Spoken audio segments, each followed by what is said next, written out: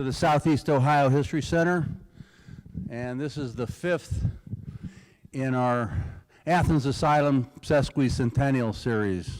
150 years this old asylum has graced the hills overlooking the Hocking River Valley here.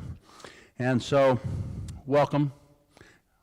Hope you come back again for some other things. Let me say, this program is sponsored by, before anything else, if you go out that door and down the hallway, that's where the restrooms are, in case that's always the most important thing to tell people. So, out there and back. This program is sponsored by the Ohio Humanities Council, Ohio University, the Athens County Commissioners, the City of Athens Historic Preservation Commission, BDT Architects, and the Ohio University College of Fine Arts. And we thank you for that. And one of the things, the Ohio Humanities, since they funded it, they want us to get everybody's name. So I'm going to pass this around if you all don't mind signing it and passing it. Put your name and whatever they're asking for you here and pass it along. That would be helpful in case we need them to support something else down the road. I just want to announce a couple of other things here. The final talk on the Athens Asylum Sesquicentennial series is Dr. Joe Shields, the current director or dean of the College of Arts and Sciences at OU, vice president of research and astronomer. He's a great guy. He's here tonight, and I appreciate him. He and Shauna Boland, they are in charge of the redevelopment of the Athens Asylum. They're the ones that are taking the lead on making sure that it's part of our future here in Athens County and Southeast Ohio. And they're going to be talking on the future history of the asylum. That's going to be challenging. But we're looking forward to that, and that's November 16th here at 6 p.m. at the History Center. Also, I'd like to announce that the Athens Photo Project is having an opening this next Friday, week from tomorrow, 5 to 7 p.m. in the gallery next door on the other side of that wall there, with some pretty amazing work that the Athens Photo Project is doing. And lastly, I'd like to mention that here on October 28th, Sunday of Halloween weekend, when the crowds finally leave the town, we're going to try and keep the tempo up a little bit here by having Dennis James, a world-renowned organist, come in and make those pipes sing to accompany a 1920s silent film, Dr. Jekyll and Mr Hyde. Maybe you know that story a little bit about somebody with a couple different personalities, and might go along with our asylum exhibit that we have up here. Anyway, that's October 28th. It's going to be a fundraiser. Last year we did Phantom of the Opera, and it was quite successful, so we're going to go with that theme. All right, so tonight we have George Eberts speaking on the Athens Asylum, and I asked him to speak on the real ghosts of the Athens Asylum. There's two things it seems that people know about the Athens Asylum. One, it's haunted, and the other is that there's a stain there, and that proves that it's haunted. And, you know, there's so much more to the history of the Athens Asylum and all the different people. And so I've asked George to talk about some of that, who these people really were. So George is currently the volunteer coordinator at the Appalachian Behavioral Health Center, which is the current existence of the old Athens Asylum. It never did go away. It just changed its name and its location, and it's doing many of the same things. But George spent a good 20 years up at the old asylum as the staff education specialist, and he gave tours of the asylum to, he's been giving tours of the Athens Asylum probably for 40 years. And he does our tours monthly, and whenever we set up extra ones, and so I give you George Eberts.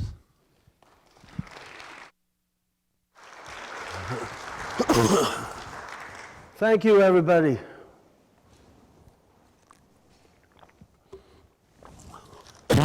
Yeah, Tom asked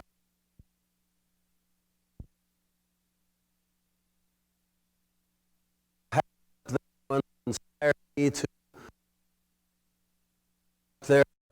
That I think of when I go on the spirits that just really got under my skin.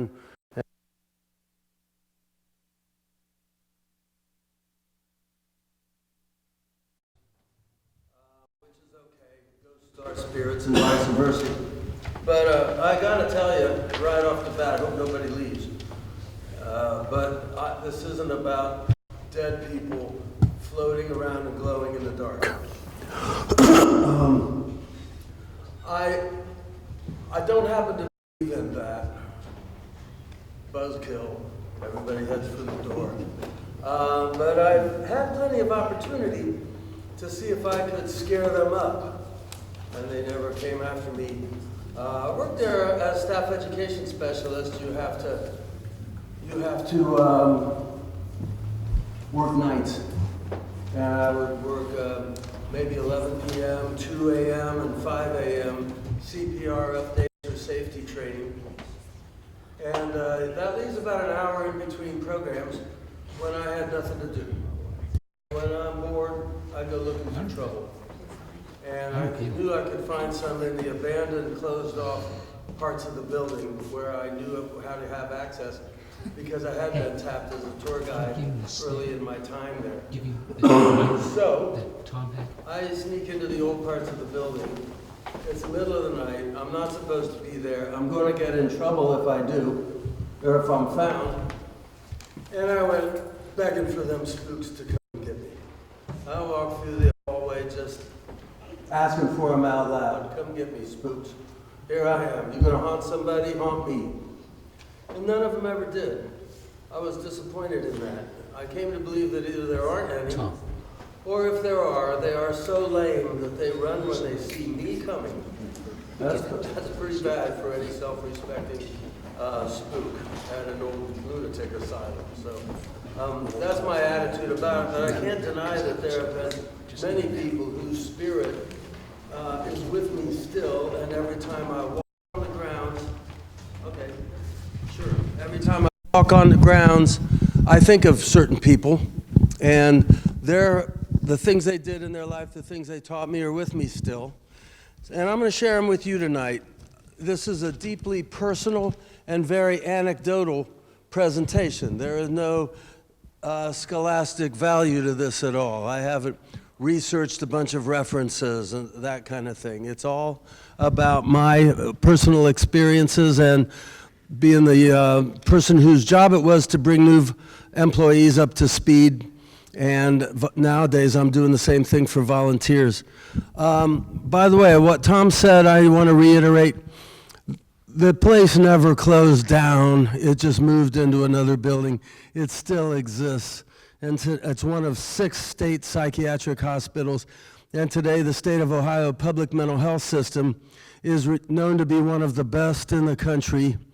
And it's rated highly by the National Alliance on Mental Illness, which is an organization full of service providers, service survivors, cutting-edge treatment advocates, lawyers, family members, and others. It's the soul of mental health system in this country today. And they ranked Ohio as #1 in the nation about 10 years ago for a while.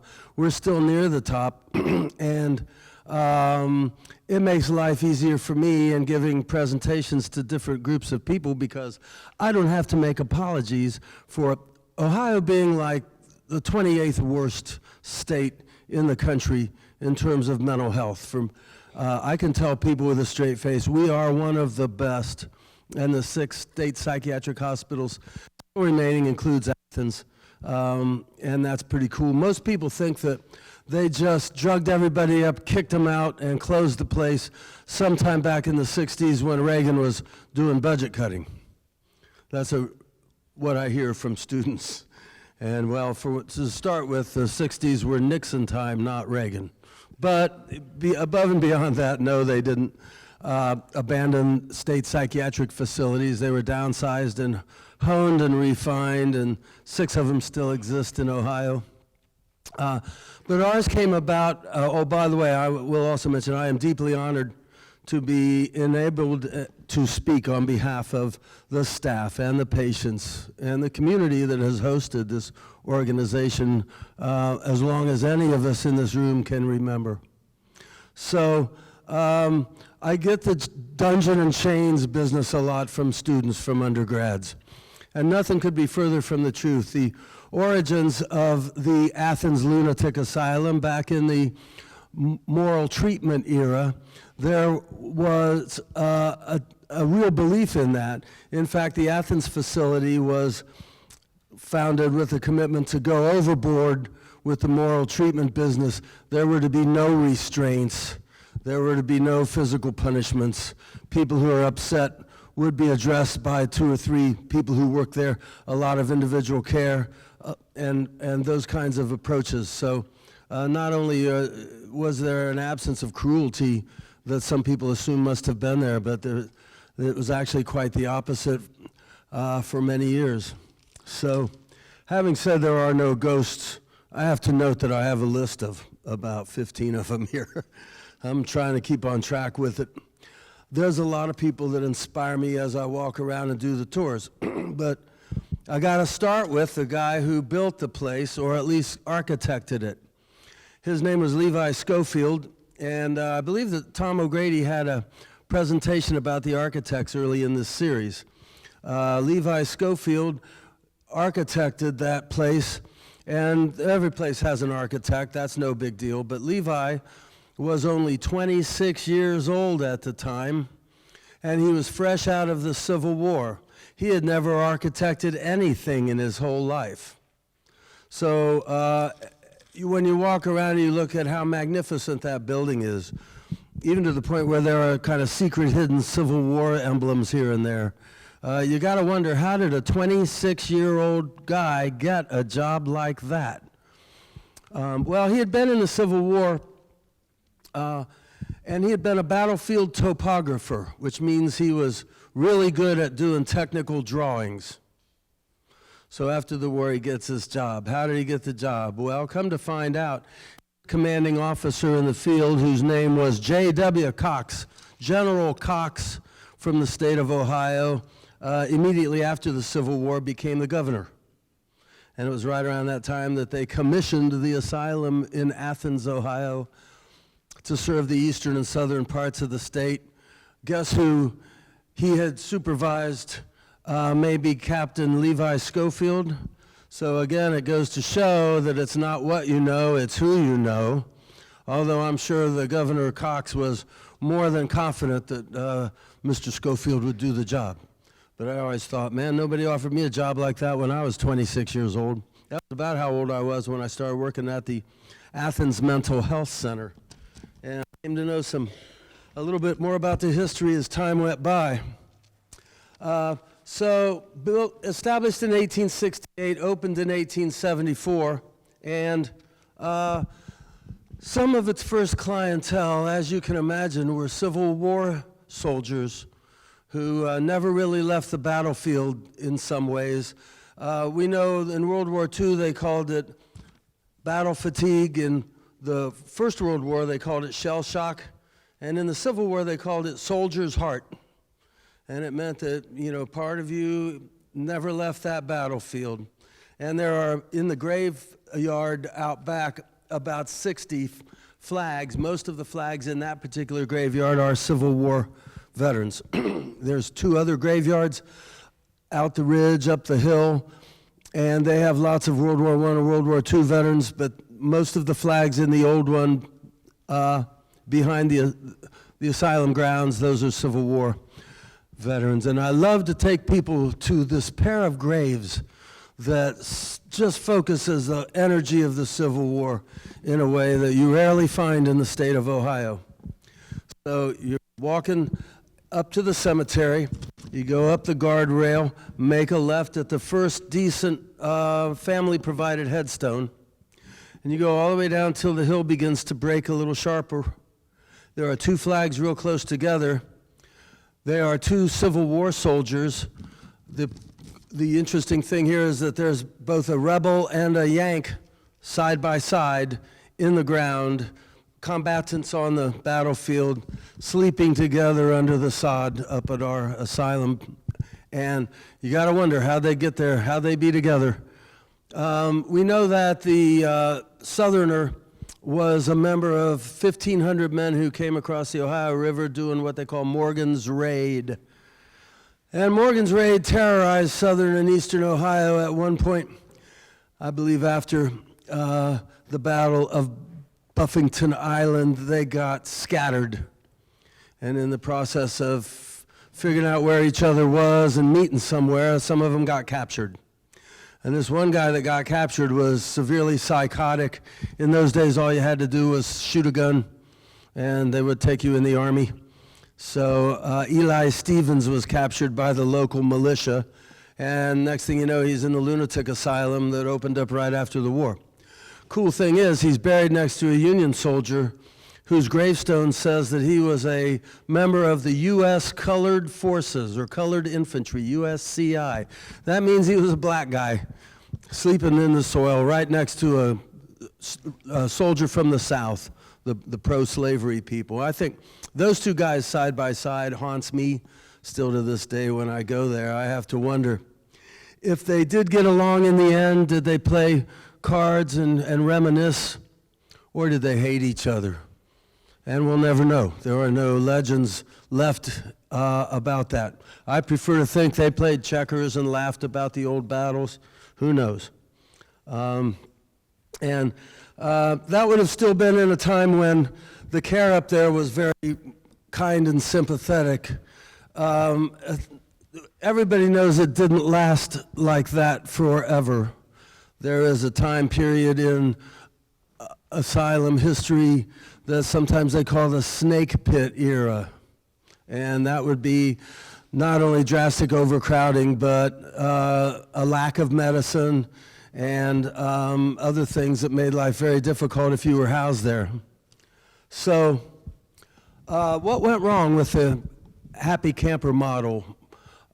First of all, every year there were more people there than the year before. By the year 1900, twice as many people as it was designed to hold. By the year 1920, there's about 3 times as many people. So overcrowded living conditions set in early and never ended. But just as bad for many people was the fact that in the 20s and 30s, they phased in things like tractors and sewing machines, and now there was nothing to do and all day to do it. The people running the tractors and sewing machines were referred to as trustees. They did all the work. So you have a burgeoning population of people not doing very well health-wise. They're stuck on the backwards. There is no medicine to effectively treat psychosis until 1955. So what are you going to do when it's 1935? Well, one day I was in an office that had an old safe, and we started looking through the old safe. Might find some old money in there, or gems or something. What we found was correspondence from a long-forgotten superintendent, and I especially remember one thing I read. I forget the guy's name, but it was from the 1930s. He was a superintendent that ran the place, and he's begging Columbus to send him some money, send him some help. And he actually, towards the end of the letter, made a veiled threat to hurt himself if they don't give him some help. He didn't have enough attendants. He didn't have enough tranquilizers. He didn't have enough farm help. And the man was at his wit's end, trying to be a healer, turned into a jailer, fighting back against the bureaucrats in Columbus. And I tip my hat to him, whoever he was, because I'll never forget reading that letter that day and thinking, oh my God, he's like saying that they're going to bring him out feet first if he doesn't get some help. So anybody that's ever fought with the state over budgets can relate to this guy, I'm sure. By the way, let me tell you about the pictures you're seeing. As a volunteer coordinator, I was heir to a box of slides, hundreds of slides. They're in the sheets that hold 20 each. And I had taken some of the slides myself.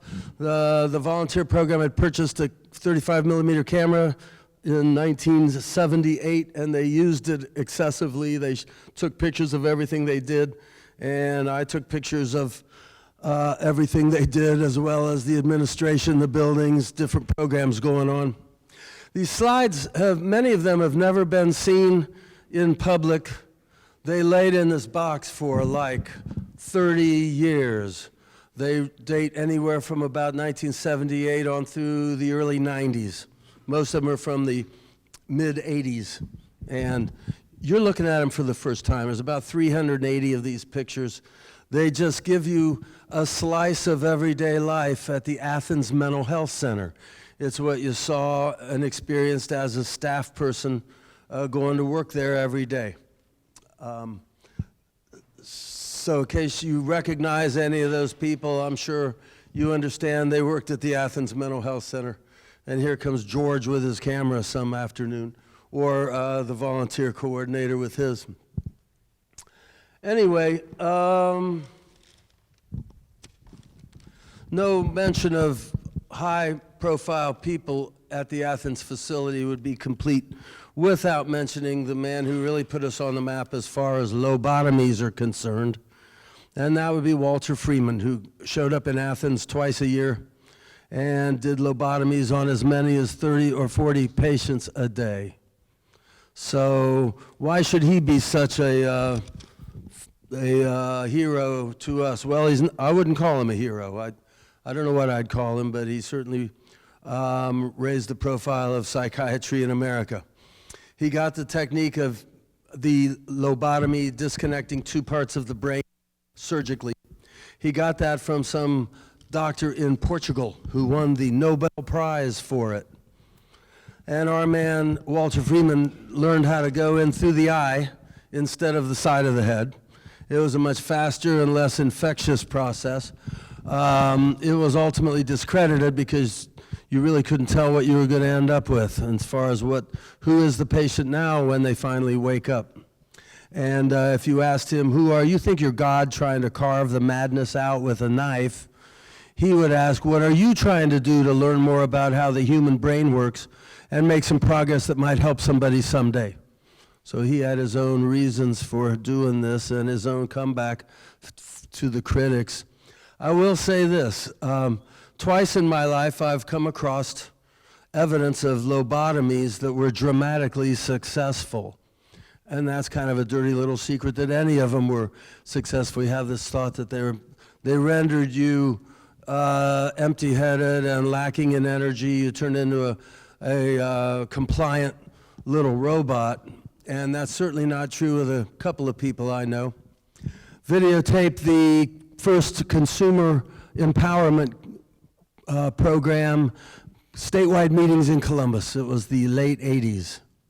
And the lady got up to the microphone and says she had organized the statewide effort for all mental health patients to have a greater voice in their treatment. And she says, did you ever wonder what a lobotomy victim looks like? Well, you're looking at one right now. And she was the individual who had organized the statewide effort, motivated and inspired people from all over the state to come to this program. And she herself had had a lobotomy somewhere in the back in the 1940s. And then one day I was working late, and Gary Cordingley came in the office. Gary's wife and my wife served on the PTO board together, so we're often waiting around for the meetings to end. But I knew him from a neurology consultant at the Athens Mental Health Center. And he says, George, look at this. He gave me a 35 millimeter slide. I hold it up, it's a skull with a big white spot right in the middle. He says, George, she presented with typical symptoms, headaches, blurred visions. So we did a brain scan, and this is what comes out. I said, what's the big white spot? She said, oh, I should have told you this before, but I had a lobotomy when I was in my 20s at the Athens State Hospital. He says, George, you would recognize this name. If I could tell you who it is, and he couldn't, but he says, if I could tell you who it was, you would know that person. She's successful. I ain't telling you if it's business, politics, education, or what, but you would know this name. So there's another kind of goes against the grain of what you think of as a lobotomy survivor, but certainly goes to show we sometimes common stereotypes about things like that are very wrong. Where am I in my rap here? I've got 4 ghosts down, about 8 yet to go. So, not that I think they're ghosts or anything. So when I came to Athens, it's all going to get personal and anecdotal at this part, folks. The history lesson is kind of over, I guess, but I can tell you what was going on when I first rolled into Athens, and that is that we had a world-famous case here with a diagnosis of multiple personality. How many of y'all know what I'm talking about? Yeah, well, I can't say that, but you can. I met the guy and liked him, very likable individual. One of his personalities, were there 29? I don't think so, maybe 4 or 5. That's asking a bit much to go beyond that. But I knew the guy, and he seemed like a real good fella. But you wonder why he's there at all. What's he doing here? He didn't seem to be mentally ill at all, much less multiple personality. And then one night I found out that the techie personality, the guy who wanted to take apart my video camera, that guy had been at a record party that they had for people up on one of the upstairs wards. And the record player lost its needle.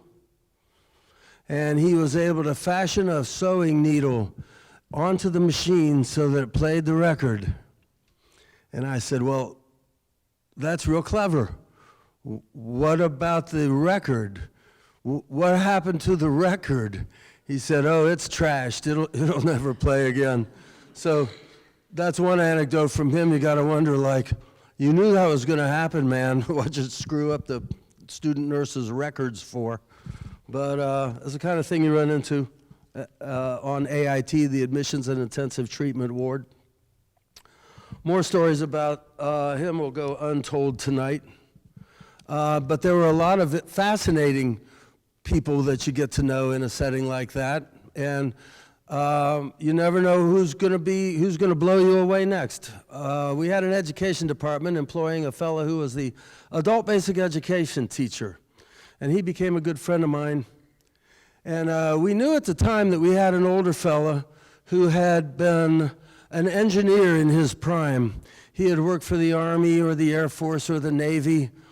And after he got psychotic in late middle age, they took him to the Athens facility. He actually contacted the Department of Defense and begged them to come and get him out of here. It's a variation of the fortune cookie thing.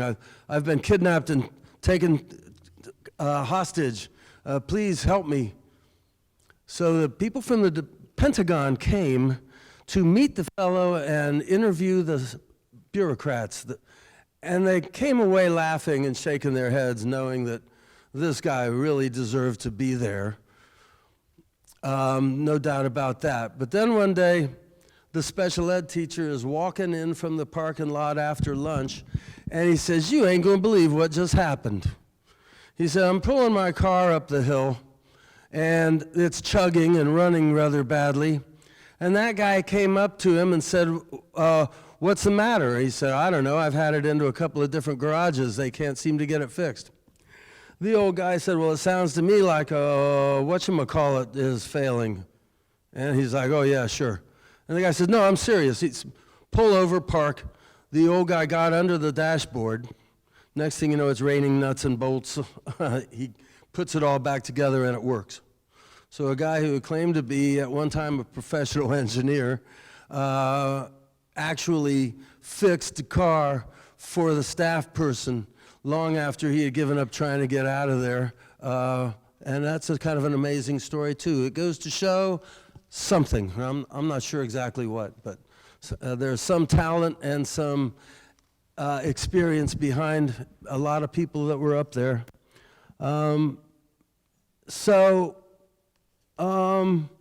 It's 1989 or so, and one of the goofiest things that ever happened happened up there one night. And I tell this story to the people on the monthly tours. It's one of the strangest things. I showed up for work the next day, and I right away knew that something was wrong. Most of the lights in the corridors were still off. And as I walked in and looked around, people weren't making eye contact. Hey, George, walk. What's going on here? The radios were all turned down. We used to have radios in offices in those days, and they were mostly turned down or off. What's going on around here? Why is everybody so weird? Well, there had been an incident the night before. And what happened was we had a male strong ward, which is almost kind of self-explanatory when you think about it. Not so primitive or Stone Agey. I like to mention that all the way back into the Stone Age, there are nights when we had to sit on someone to make sure everyone in the tribe was safe. This is just how humans are. It's going to happen with a bunch of people. It would happen up there now and then. They get you into a small room where you can bounce off the walls. There's a mattress there. If you lay down on it, we'll open the door. So you have a thing called the male strong ward, and there's a seclusion room in there. Seclusion is and restraints are still done today, but they're extensively justified and policed. You have to blow your way past an army of people trying to avoid having that happen. But if it happens, you spend about 15 minutes in restraints. You get mandatory meds on board. You get a lot of processing. You get people talking to you for 24 hours. You get doctors and nurses having case conferences and consultants for the next couple of weeks. So it's still done. We're all still human, and our brothers and sisters need that kind of help sometimes. So back then, on the male strong ward, 1 West, they had 2 seclusion rooms. And it was a dark and stormy night. And the natives were restless. The place was pretty wired up. They had a couple of people with boom boxes who were, you could hear them both at the same time. There was a TV that was turned up too loud. Some of the patients are arguing with each other. And into this mix, about 9 p.m., comes a little old man who's breathing funny and his skin turns green. So the nurse decides we have to get a blood pressure check on this fella. But he was pretty wiry, and the only way to do that was to get a portable chair and get him to sit down and have a couple of the aides hold onto his shoulders and arms so the RN could get the stethoscope. Well, he can't hear a thing because of all the noise in the background. So they decide, we got to go someplace more quiet. And the only place more quiet on 1 West was the seclusion room. So they get him in there with the little chair and the hospital aides, and they're holding him down while they do the stethoscope and the door slams shut. And they all realized in that moment that the patients have locked the staff in the seclusion room, and there's nobody else out there to save them, not except on the other side of locked doors. So they, of course, sort of panicked and began linking arms and bouncing off the door, trying to blast it open. Door is designed not to be blasted open. So this goes on for about a half an hour. People upstairs on the other ward, they heard the commotion, but it's 1 West. That's going to happen. You hear that every now and then. So about a half hour went by before the phone rang. One of the boys knew just what to do. You pick it up and you say, 1 West. And the voice on the other end says, hi, this is Vicky upstairs. We got a new admission. I'm bringing him down in a minute. See ya. Click. So she comes down the back stairs. Oh my God. Bam, got knocked over. They took the keys away from her. Fortunately, they didn't hurt her or injure her any more than that. They gave her a couple weeks off to get over this, but because it was freaky and horrible. But she was not injured and came back to work in a couple of weeks. So now they have the keys. They unlocked the fire escape door and started getting out into the night. Finally, one of the fellows who decided that, like, if the mood turns ugly, I'm a victim. He realized that there are people in this group with bad things on their minds, and I'm going to get some help before I get hurt. So he went over, picked up the phone, dialed the big rotary O, and got help to come. But I think the funniest part of the story is that, okay, so you got the police department, you got people from other living areas coming to help out. What about the three bozos that are in the seclusion room?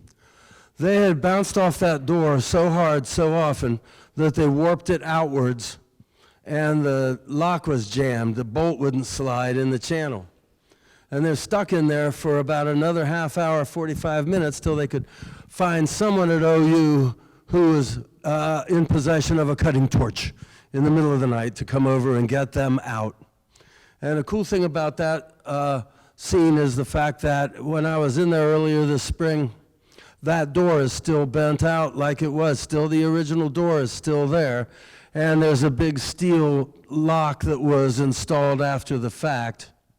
And now that exact hallway is designated to become the headquarters for the University Police Department. And I am extremely hopeful that they don't throw away that door. You've got to keep that door. They should put it in the lobby of the Kennedy Museum. Like if you've seen that commercial, we know a lot because we've seen a lot, that would be it for the Kennedy and the University Police. I'd hang it there and make an insurance commercial out of it if I could. So we never got over that one. Shortly thereafter, there was downsizing. One fellow transferred to Columbus. One fellow got a job at the Lancaster Penal Facility, and a third guy was in and out of jail himself for the next several years. I lost track of him. But none of that compares to the story of the lady who made the stain, and that is probably the number one thing I run into when I have tours. Everybody's heard of that. Everybody assumes it can't possibly be true. That's just a superstition. Well, I'm here to tell you that it really is true. It really did happen. I happened to be working there at the time. I had just started running this microwave television outlet. And I didn't know any of the people working at the facility, but I remember the buzz in the air, the coffee room and meetings where people were talking about the event. I never knew the people involved at the time, but I do know a fellow named David Malawista. How many of you all know David Malawista?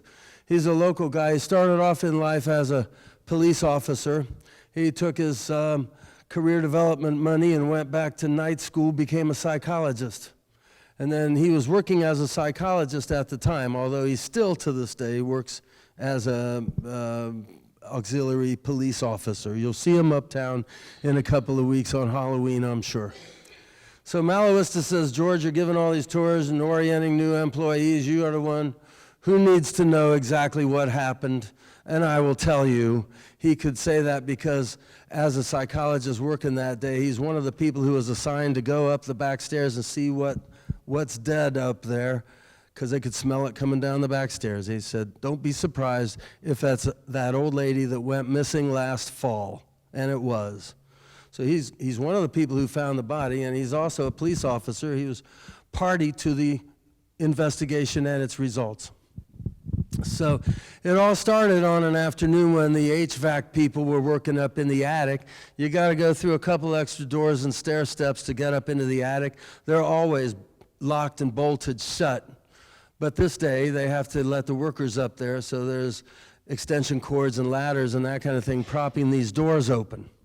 And this old gal hung around the stairs a lot. That's why I think I know who she was, because I know the lady matched that description that I met a couple times. You always meet her on the main stairway, second or third floor, greeting people and just hanging out. She was one of probably a fourth to a third of the patients up there on any given day had what they call grounds privileges. So she's hanging out, and the workers come and go, and she picks the right moment and slips up those stairs when they aren't looking. And later on in the day, they have dinner, and she's not there. So they did a code brown, which means patient's missing. Everybody stop what you're doing and look for them. Bathrooms, closets, basement, whatever. You look around and see if you can find this patient. They couldn't find her. So after dinner, they did a whole 9 yards police search protocol where they take staff and put them on and crisscross the grounds, including the attic and the basement and the outside areas, and they still didn't find this missing patient. So night shift comes and goes. Next morning, lots more help available. They reconstituted the search parties and did a much more thorough job this time, crisscrossed the attic and the basements and the sheds and the outbuildings. By now, it would have been the morning of December 1st. It's cold outside. She's got to be cold and thirsty. She was only wearing the clothes that she had on. She's going to say, hey, if she stumbled and laid in the weeds overnight, she's going to yell for help. But no yell for help, no sign of the patient lady. So the police, in their infinite wisdom at that point, wrote her off. They said she must have eloped, which is what they called it when patients got a ride into town and never came back. Maybe you called them to pick you up or something. We'll see her again anyway, I'm sure they would have said. And boy, did they ever. About 2 months later, after an extremely cold winter, anybody who remembers the winter of 78 over to 79 knows that it was cold, really clinically, bone-chillingly cold.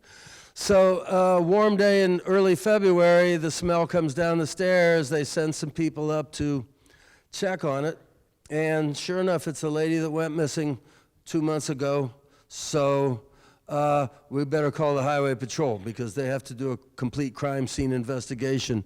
It's state property. And I can tell you that the results were negative about any molestation or third-party involvement. Hell, second-party involvement in this case. She went up there alone. There's no evidence of any foul play of any kind at all, which is good to know. But then a couple of interesting things happened. One of them is that she couldn't be removed from the room because it's a crime scene. But the housekeeping department had to clean up the mess. So they flipped her on her stomach and again onto her back.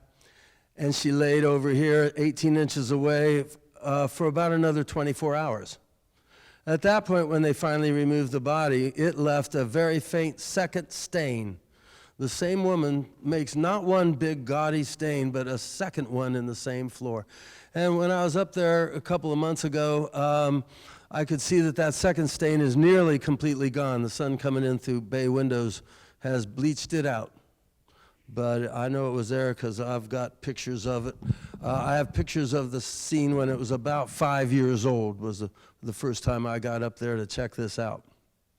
So not only is the second stain freaky, but the whole fact that there's any stain laying there is our own fault. Like Jimmy Buffett said, I think it's my own damn fault. What happened was, the housekeeping people are freaked out. They've got a job on their hands they never thought they'd ever have. And about 20 years later, a crime scene investigation was done by Ohio University forensic chemists. And they said, I had to go, of course, to the presentation of the results at Alden Library one afternoon. And they said, in the housekeeping department cleanup kit, from the late 70s, would have, in the public sector maintenance contracts, you had this stuff called Blu-ray, and it was the most intense cleanup sterilization mixture that they had. This was the top shelf in any public sector maintenance contract. So they grabbed the Blu-ray, evidently, chemical remains bear this out, grab the Blu-ray, dump it all over that stuff, and start scrubbing with your scrub brushes, whereupon they saw that the stain kept getting darker, and it kept getting harder. It was the single most inappropriate stuff you could possibly grab at a time like that. So evidently they just gave up and backed away and never even bothered to rinse off the Blu-ray. My pictures from 5 years down the road show scrub brush marks still visible in the stain. I can imagine how big their eyes were getting by that time. Oh my God. So the stain wouldn't even be there if it hadn't been darkened and hardened and permanently etched by the phosphoric acid inside the Blu-ray. And in other situations where that kind of thing happens, no stain. Athens is lucky. We have this stain that will probably haunt us forever, if you will. So that's interesting. The folks doing the HVAC business never knew what was going on, and all of the search parties turned up empty-handed. So if it was December 1 and she was cold and thirsty, why didn't she holler for help? My friend David, who's a psychologist, says him and his colleagues agree that there's at least a 50% chance that the individual turned kind of suicidal. If she wasn't at first, then she became that way, realizing that I've already escaped. I just can't get out of this building. But I don't care, she might have said. I'm never going back. So she didn't. And it appears to be a completely voluntary thing, however delusional that might have been. But a little bit of a lighter note. I'm trying to find my way down into the Richland Avenue from my office one day, around the same time, late 80s, and I decide there must be a trail somewhere. So I'm walking around, and I didn't see much of a trail, but there was this building. It's called Cottage O. It's shaped like a horseshoe, and the back of it's open. It's used by the Voinovich Center nowadays. So this building was boarded up all along. The first floor windows were all boarded up. It had been abandoned for over 10 years, and there's weeds all over the first story. So I decide there's a little trail here. I wonder where that goes. I wanted it to go down the hill so I could get into town, hit the burrito buggy and come back, and not have to drive and park and walk and all that.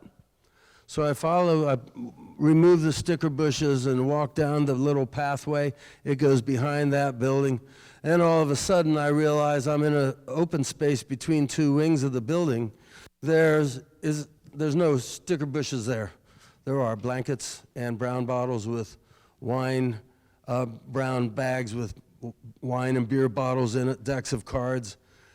And I realize I just stumbled into the secret patient party spot. Did you ever wonder where that was? There has to be one, right? With about a third of the patients on any one day just kind of moseying around outside, there has to be a place where they would meet, pool their money, send someone up the avenue to Save America or Super America at the time, and bring the beer back. And the joy of it was you could hear the loudspeaker system right there.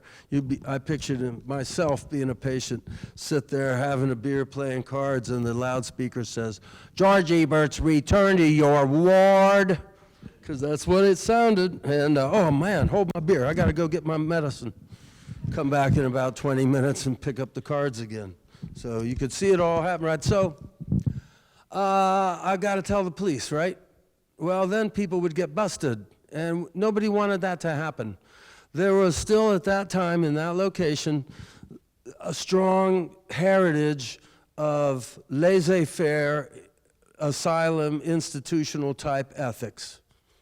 And several times before, I had reported something to somebody, and they say, "George, you and I, we've got the keys. We go home every day, but these folks, they live here." In other words, I was being told, shut up, don't make waves. So I decided not to shut up and make waves I decided to shut up and make waves. I ain't telling nobody. I'm not getting anybody busted that's having a good time. I think knowing later how things work, the police drive by, they roll the window down, they listen real good, and if there's no reason to go back there and check on anything, then they don't. And there was never any reason to go back there that I ever heard of. But during this time, you could see a lot of recovery taking place with patients. We think of the medicines sometimes as crude sledgehammer drugs. And they were. They left you with walking with not swinging your arms. They left you with drooling and having a lot of psychomotor difficulties, a constellation of symptoms called tardive dyskinesia. But I knew a number of people who, even with those old crude Thorazine-based drugs, they are much better now. I know one fella who still comes to the hospital to volunteer to play volleyball on Monday nights with the volunteers, and he teaches the volunteers more than they'll ever learn in a classroom about psychosis. And he teaches the patients things like, oh, you plan to bust out, do you? Where are you going to go then? So, he would know. He's done that a couple of times. And he lets me introduce him. I'm not going to reveal his name right now, but he lets me introduce him as a former patient and a sufferer of schizophrenia who still to this day is taking those nasty old drugs, but they make him together in the head enough to come in and volunteer with us.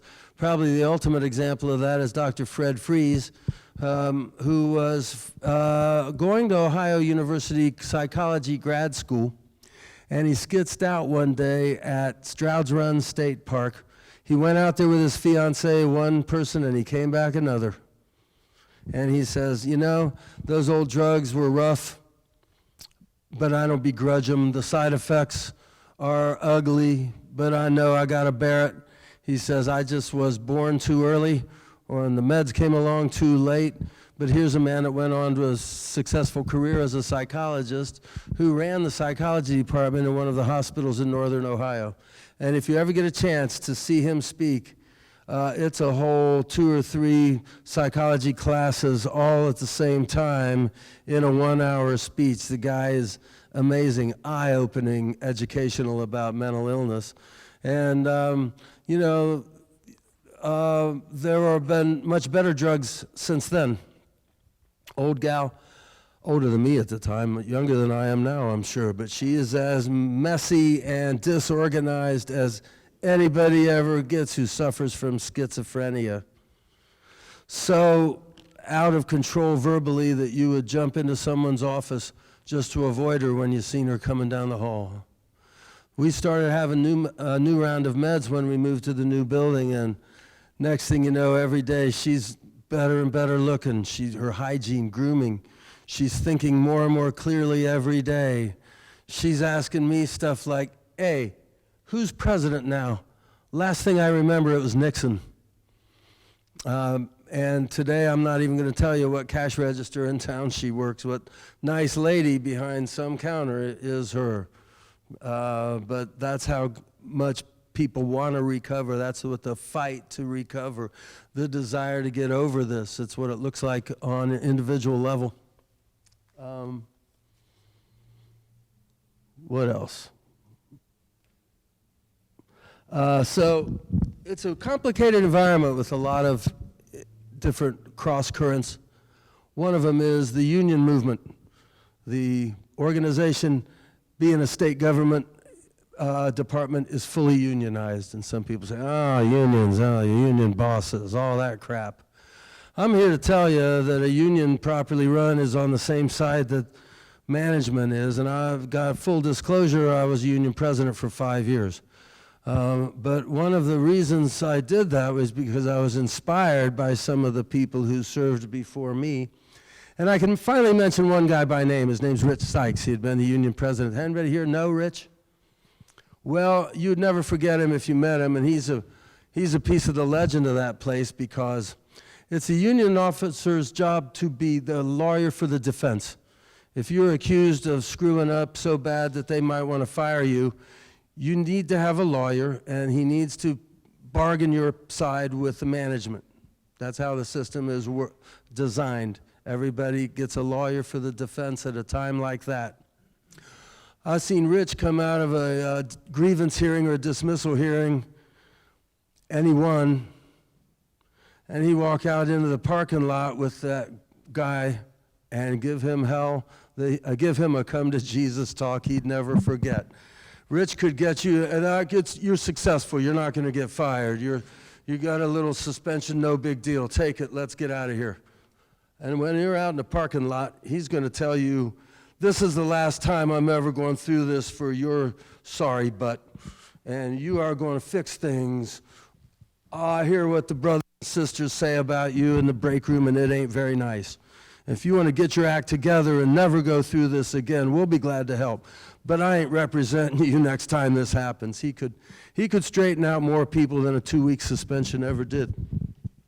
I guess it's getting late, and I should fast forward. There's really only one more guy that I just got to talk about, and that's the old landscaper. Every day you drive into work, park your car about 8 a.m., and there's a guy out there with a wheelbarrow and an axe and big trimmers, and he would trim the hedges. If they cut down a tree, he would dig out the stumps. He's in his 70s already, and it takes him weeks to clean out a single stump.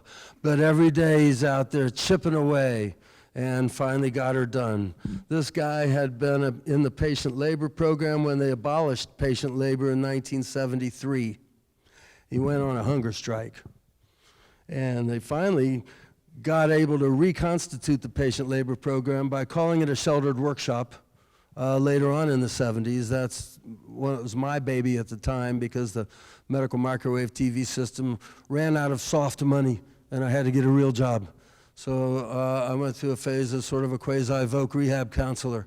So this old guy's out there. He makes a weekly paycheck, and he digs out the stumps every day. He eventually became like the soul of the whole place. Everybody knew him, loved him, and revered him. Here's what happened.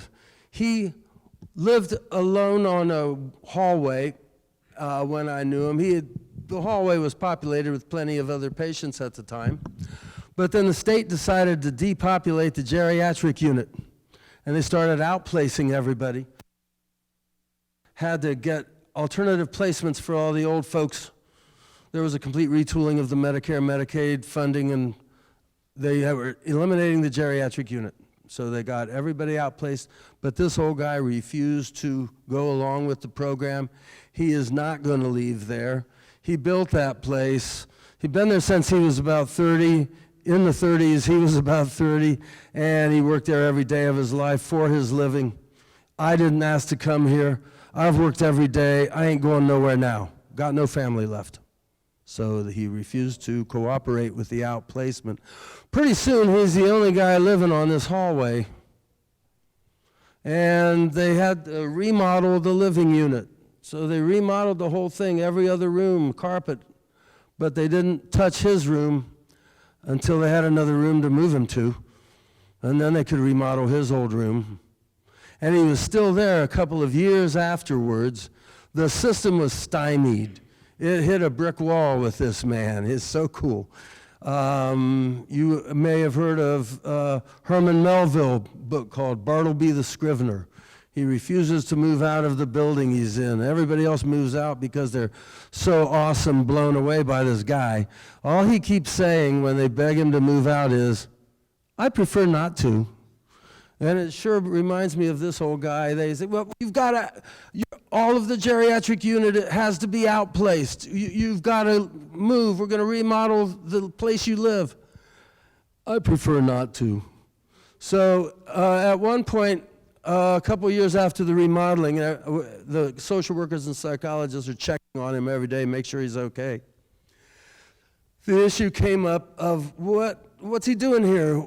How can we explain this?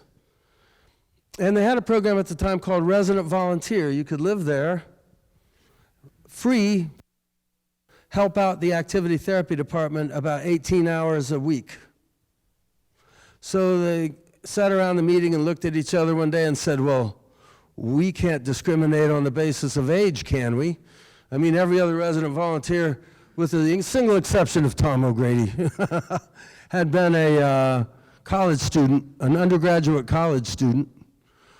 But hey, this old guy, that's what we can call him. They made him into a resident volunteer. They said, here, sign this. You're a resident volunteer. You can stay here now for several more years. And the dude did. And they finally got a new superintendent who was a real hard-nosed bureaucrat. He's from out of town, so he wasn't party to the culture that had fostered an environment where this could ever happen. And they finally got him kicked out. And a few years later, he died in a nursing home in Adams County. But he was the heart and soul of that place. We had a staff person run over his foot one evening. He's working near the car, and she backed out, and she ran over his foot. She was traumatized way more than him. I mean, she's the one that had PTSD and needed help. He was like, hurts a little bit, no big deal. And she's like, I ran over that guy's foot. Oh, my God. So there's more stories like that. Time is limited, and I could obviously go on much longer. But what time is it anyway? It's been an hour. Better wrap it up. I will tell you about a thing, my last call out, my last tip of the hat to anybody connected with that place isn't actually connected with it at all. It's connected with a thing called Preservation Works, and it's ran by a man named Christian Van Antwerpen. He was with us on the tour last spring, and I can tell you to go to preservationworks.com. You can see what you can do to assist in the preservation and adaptive repurposing of buildings like the one we have here in Athens. It's a godsend. It's an architectural masterpiece. It's a remnant of another philosophy, another time. It's part of all of our family histories. And I strongly encourage people to get active and knowledgeable about the effort to support Kirkbride-era lunatic asylum buildings throughout the country. I know at one time there was somebody with my last name being a patient, being a student nurse, and working there all at the same time. So even though I'm from Columbus, I still feel like part of my family history is connected with that place now too. And I bet most people in this room have some relative who's mentally ill and may have been a patient in a place like that. It's a human thing, happens to all of us. With the medicine nowadays, it's becoming more and more like any other kind of ailment. And I urge you to support the ability of people experiencing mental illness to pursue and get recovery in their lives. So I guess that's it.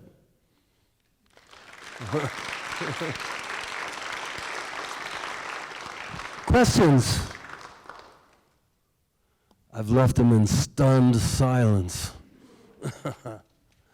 Anybody? Yo. The different ways that the government treated patients, having them work, not having them work, institutionalizing them, and then letting them out. All those different changes. What do you see? Are things working a whole lot better right now the way it's being handled because of the better drugs? Or? Better drugs make a big difference. That's the starting point for that answer. Yes, I know people that you would talk to, do business with, and not ever imagine that they have been diagnosed schizophrenic at one time or other. Now, the state, with its budgeting and its organization, tends to do things in mass quantity one way or another. Everybody works, and nobody works. Everybody lives in an asylum. Nobody's going to live there anymore. I don't think there's enough specialized services.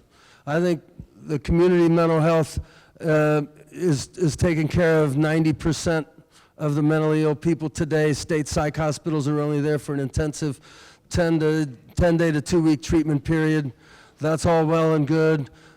It's working throughout the country, not just Ohio, but I think that there ought to be places more like the asylum was, where people really don't have the resources to navigate through ordinary everyday society, can have a place to live and work and be productive and have relationships, but still not be, alone in some apartment building.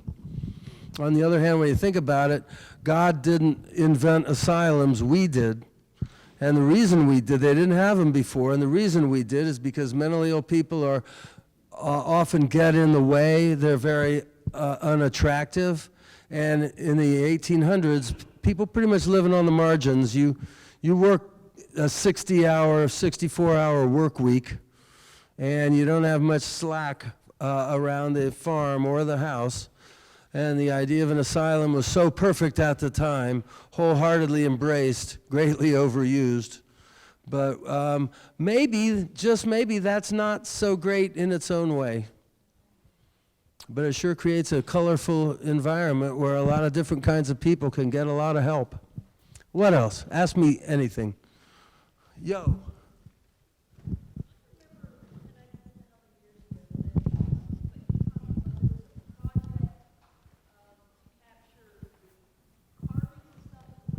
Right.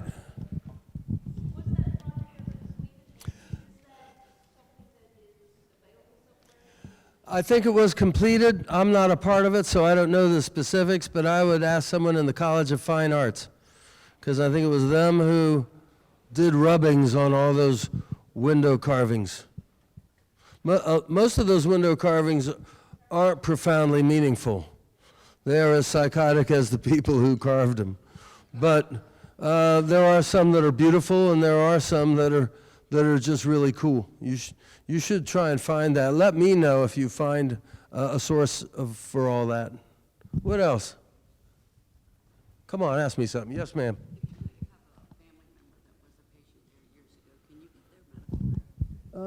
No, you can't get their medical records. You might, if they died and they're in the cemetery, you can get their plot number, the stone number in the cemetery. As far as just anybody, medical records of a great-grandma or something like that, good luck, but a lot of those records were taken on a one-way trip to Columbus. And at the time we changed buildings from the old building to where we're at now, there was a feeling that anything connected with old asylums like that is dirty and mean and bad. So when they cleaned one out, they didn't necessarily handle the property very well. An old patient long passed away, got a box of records. I doubt that anybody can tell you how to find that nowadays. Good luck. I remember the last scene in Raiders of the Lost Ark where they're taking the Ark into a giant cavernous building. And in that building, it zooms out and it shows thousands of piles of these boxes. And you had the sense that that Ark was just going to be lost in a cavernous pile of boxes in an abandoned warehouse forever or something like that. That's what I think they did with the medical records that they moved out of our building and moved them into Columbus. There's a box somewhere with those records you're looking for, but God only knows how you'd ever identify it and retrieve it. What else? I guess the people left who really were wanting some ghosts. Yo.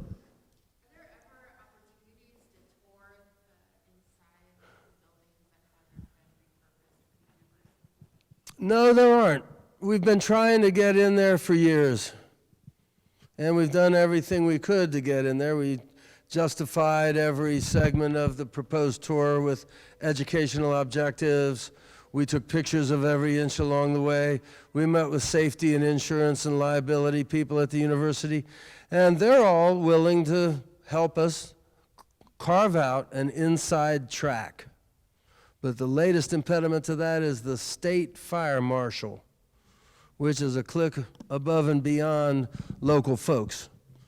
So our efforts to get any kind of what I call an inside track have hit a brick wall in terms of the state fire marshal. And we'll keep pushing, but at this point it appears to be a while in the future yet, if ever, before that can take place. Meanwhile, we walk around the outside, we check out the secret patient party spot, we go to the cemetery and look at the Civil War graves, and we do things like that we can to get people familiar with the history. Yo. You mentioned the old part of the cemetery at one point in reference to some of the earlier graves. So we're actually new and we've Yes.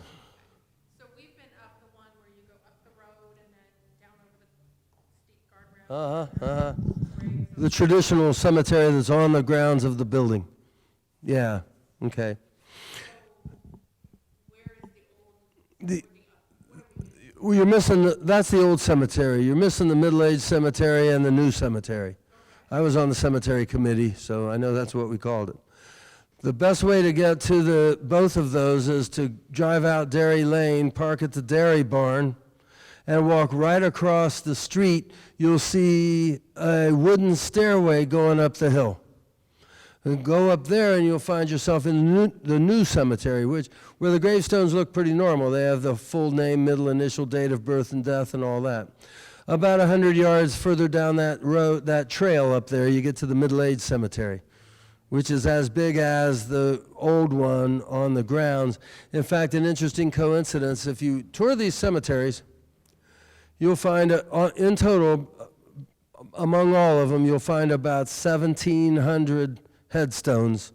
That is almost exactly the number of people who lived there at one time during the years of peak census, which would be the mid-1950s. So every single one of them headstones that you're surrounded by could be a live person back in around 1955. That, by the way, is the year that Thorazine was released for psychiatric use, and that immediately began the population of all state institutions throughout the country going the other way. They had risen steadily year after year after year from the 1800s on through to 1955, and then they started going the other way. And the reason was the first drug devised by the human race that made any difference with schizophrenia. And something I like everybody to know is that psychiatric meds are not tranquilizers. Everybody thinks they are. They think if you have a mental health problem, they tranquilize you. That's sort of a Hollywood stereotype. You can tranquilize anybody if they're mentally ill or not. Back in the day, they had whiskey and opium. In our times, they came up with things like Valium and barbiturates and eventually Thorazine. But the idea of thinking more clearly is what you're trying to achieve. And you do that best if you don't lose your energy and imagination along the way. So psychiatric meds, especially today with Clozaril, Risperdal, and other drugs, they preserve your energy and imagination. And they don't sedate you any more than incidentally. Okay. So the graves that are in that old cemetery, kind of over that little bridge and tucked away in the woods. Yeah. Nobody knows. We tried to figure out, were they black folks, were they Jewish, were they, was there an epidemic? And there's no evidence of any of that.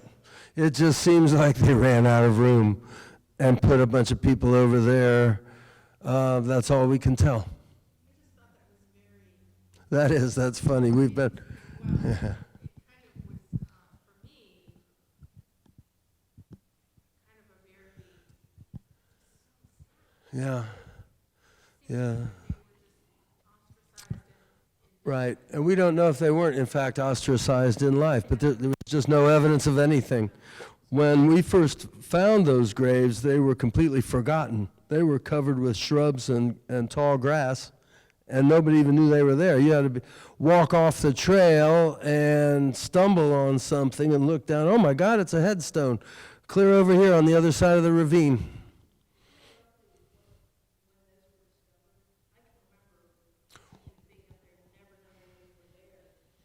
Well, we left there in '93, and I discovered them personally. I didn't report it. I'm not the one who discovered them over there, but I was around when they got discovered. I think it was sometime probably in the early or mid-'80s, but I can't say for sure.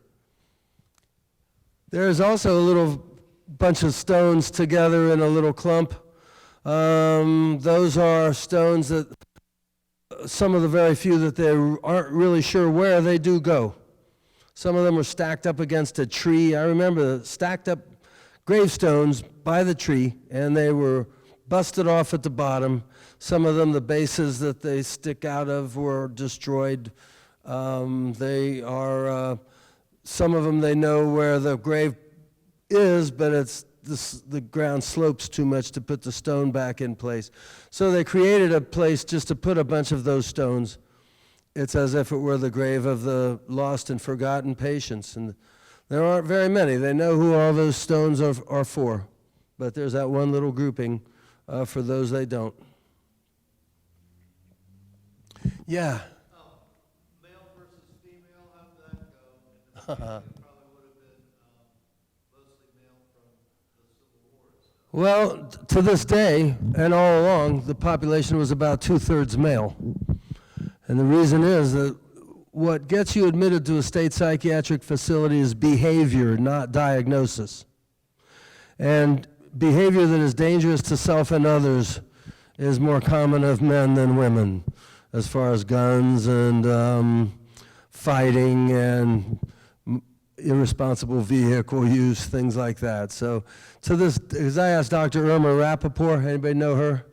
What's with all the guys around here? And she said, well, you guys are the ones that do more threatening behaviors and get yourselves admitted. Now, there was a male side and a female side back in the day, but nobody I ever knew. I asked all the old timers what they remembered or what they learned from their fathers who might have worked there. And nobody even remembers when the two sides of the facility were segregated by gender. That was probably over with like in the teens or 20s of the last century, a really long time ago. What else? Come on, ask me something. Yes? I love those pictures, and it's a real privilege to see them. I want to thank you for sharing them. And my question is, where are these rooms?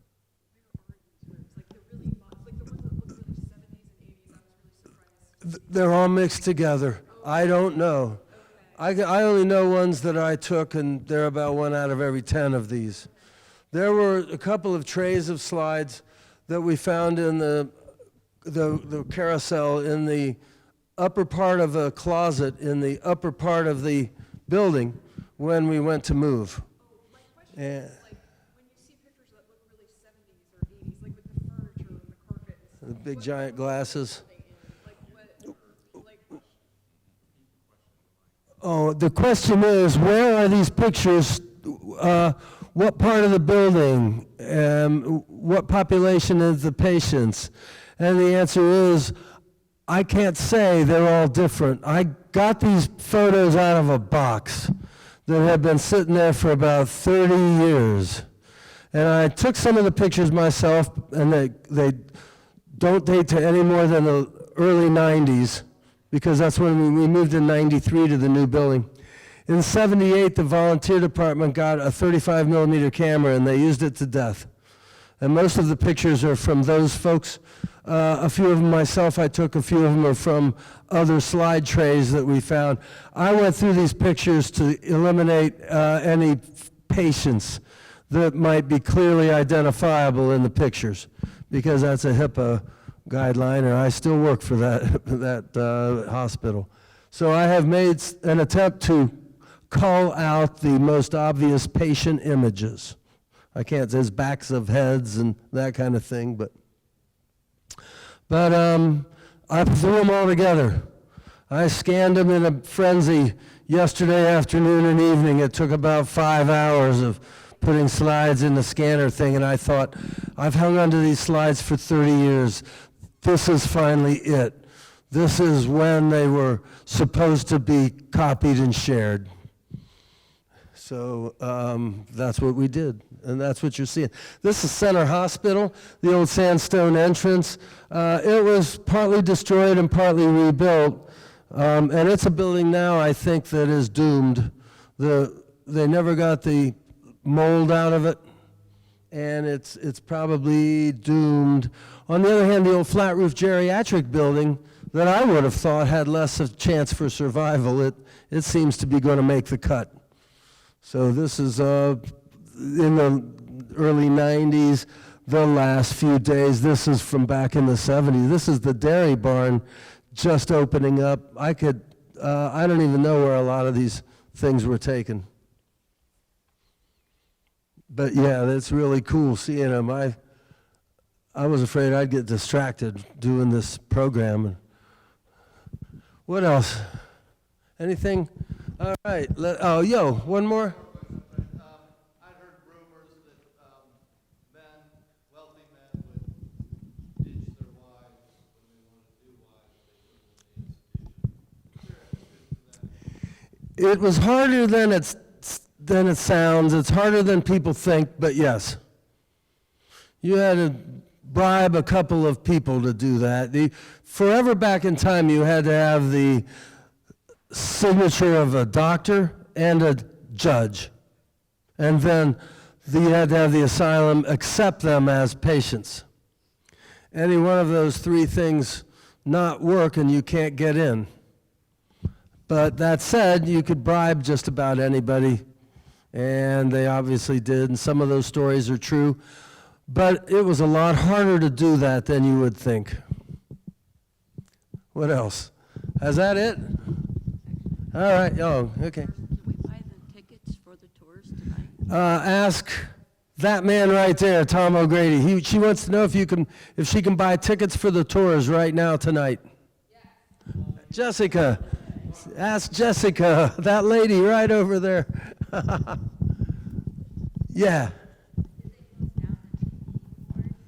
Did they close down the TB ward? I don't know when they stopped having TB patients there, but I know that when I first started working there in 78, 79, one of my jobs was to carry boxes of continuing education and training stuff up to the Beacon School that was located in the bottom floor of that building, which is ironic because I go up there all the time to the observatory now since I teach astronomy also. But at that point, there was and the Department of Mental Retardation split from mental health in 81. Mental retardation took away all of their patients and staff. That was a loss of about 100 patients and I think 90 staff. And Beacon School opened, I believe, in 1980, because that's the year my oldest child was born, my son Greg, and it was around the same time. So I think Beacon School was still up there up until probably early 1980, late 79, early 80. And before that, at some point, there were TB patients, but I have no idea when they lost their last one. What else? Come on, one more. I guess not. Thank you and good night.